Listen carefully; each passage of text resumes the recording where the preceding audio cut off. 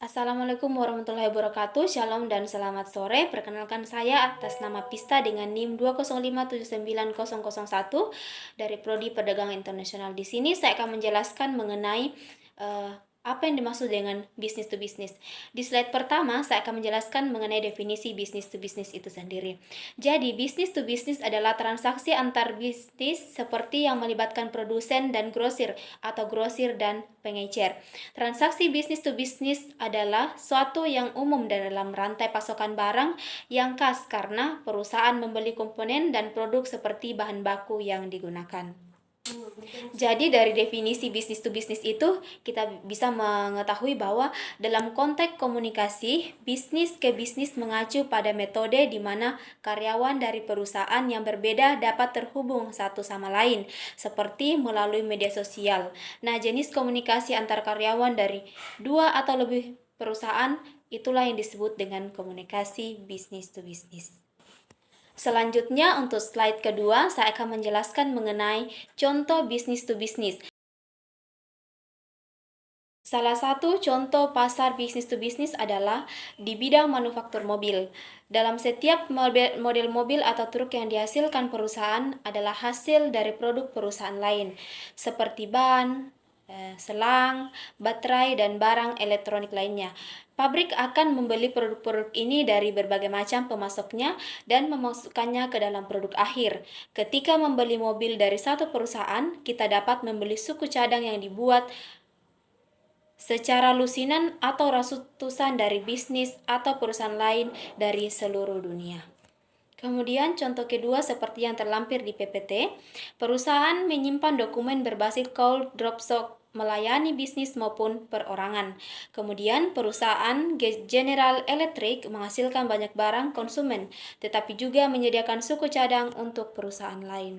Nah, dari contoh di atas kita dapat mengetahui bahwa ada perusahaan bisnis to bisnis di setiap industri, mulai dari manufaktur hingga retail. Setiap jenis bisnis apapun ada di bisnis to bisnis, sehingga Anda dapat memastikan sejumlah pemasok bisnis to bisnis adalah perusahaan aktif. Setiap perusahaan bisnis to C membutuhkan produk, layanan, dan nasihat profesional tertentu, sehingga setiap perusahaan bisnis to customer menghasilkan aktivitas bisnis to bisnis. Selanjutnya saya akan menjelaskan slide berikutnya mengenai cara pengembangan bisnis to business itu sendiri. Yang pertama yaitu bagaimana membangun dan memperkuat komunikasi dengan perusahaan lain agar dapat mendapatkan kepercayaan klien. Nah, dari penjelasan ini dapat kita ketahui bahwa pemasaran dan branding produk atau layanan bisnis to bisnis itu membutuhkan pendekatan yang unik. Berbeda dengan perusahaan bisnis to customer, target audiens sama sekali bukan konsumen tetapi perusahaan lain. Selanjutnya, yang kedua, bagaimana memahami proses bisnis perusahaan lain itu sendiri. Maksudnya adalah mendorong penjualan berarti memahami proses bisnis perusahaan lain dan mengembangkan strategi khusus bisnis dengan tim penjualan Anda untuk mengubah pelanggan potensial menjadi pembeli. Yang ketiga, mengembangkan strategi bisnis khusus dengan tim penjualan untuk mengubah pelanggan potensial menjadi pembeli. Yang keempat, yaitu bagaimana merancang iklan pemasaran dan perencanaan yang matang. Nah, maksudnya adalah merancang iklan pemasaran bisnis to bisnis memerlukan perencanaan yang matang. Bisnis to bisnis biasanya bergantung pada fungsi penjualan dan tim manajemen akun untuk membangun dan memperkuat hubungan pelanggan atau klien. Pemasaran dapat mencakup iklan dalam jurnal perdagangan, kehadiran di konvensi dan konferensi perdagangan, serta pemasaran digital.